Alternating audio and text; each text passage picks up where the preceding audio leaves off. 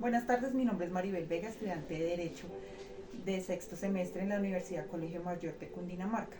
Hoy en clase de Teoría del Delito vamos a hablar la sentencia SP-278 del 2023.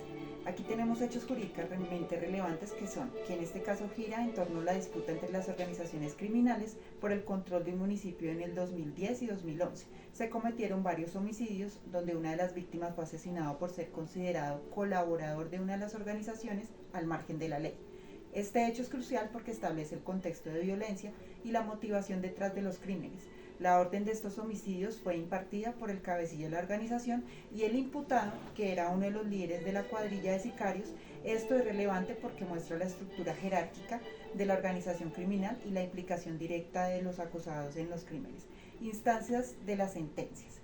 La primera fue por el Juzgado Décimo Penal del Circuito Especializado OIT de Bogotá. En esta instancia, el imputado fue condenado a 450 meses de prisión por el homicidio de una de las víctimas, pero fue absuelto de otros cargos. Esta decisión fue apelada, lo que llevó al Tribunal Superior de Bogotá a revisar el caso.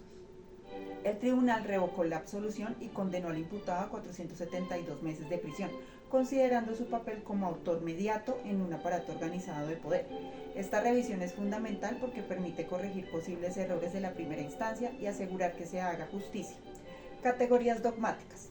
Primero tenemos la acción, ya que todo parte de la conducta humana que puede ser objeto de reproche penal. La conducta del imputado, quien controló y dirigió la acción delictiva a través de otros, conocía las circunstancias, planificó la ejecución y el homicidio como consecuencia, controló y dirigió la acción delictiva a través de otros, lo que determina su responsabilidad penal.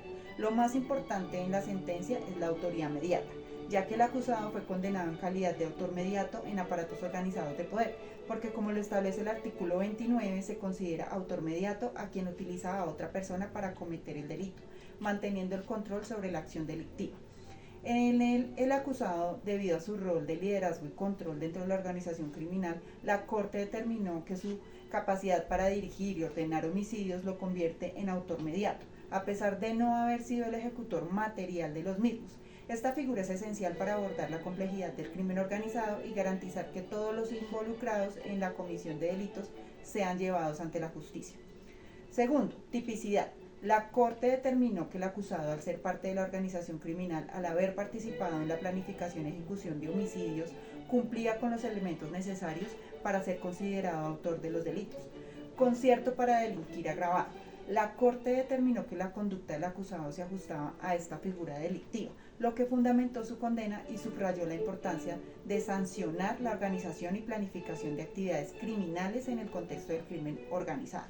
La tipificación de este delito busca sancionar la organización y planificación de actividades criminales, reconociendo que la simple intención de delinquir cuando se manifiesta a través de un acuerdo puede ser tan peligrosa como la ejecución de los delitos mismos. Tercera, antijuridicidad. La Corte concluyó que su participación en el concierto para delinquir agravado y en el homicidio del profesor era antijurídica, lo que fundamenta su condena y asegura que se representen los principios del derecho penal al sancionar conductas delictivas que amenazan la seguridad y el orden público.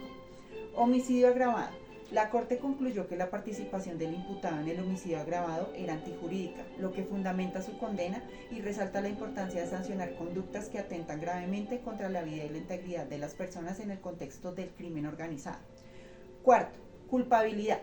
La Corte concluyó que su participación en el concierto para delinquir agravado y el homicidio del profesor, el imputado era culpable, lo que fundamenta su condena y asegura que se respeten los principios del derecho penal al sancionar conductas delictivas que amenazan la seguridad y el orden público.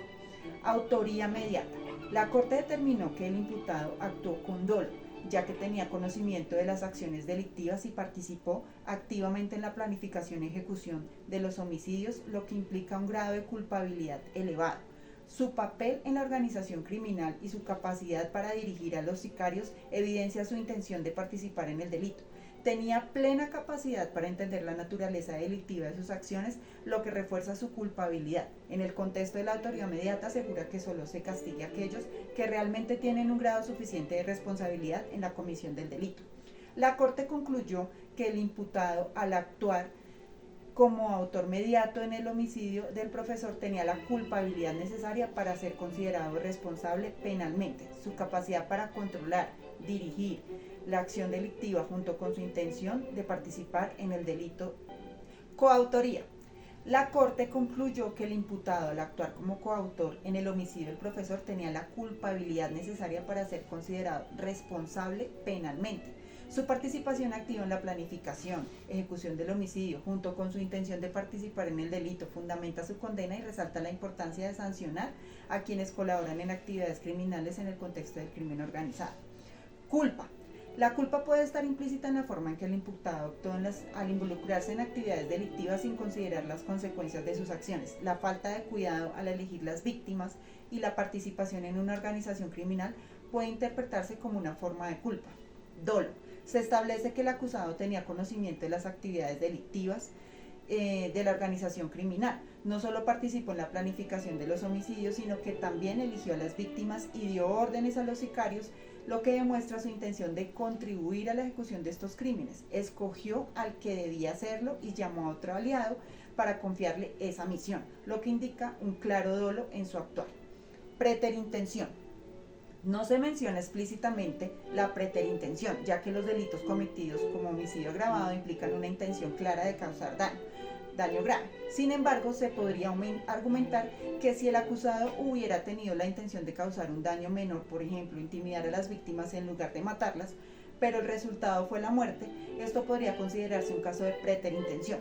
No es el enfoque principal, ya que la intención del acusado parece ser clara y directa en relación a los homicidios.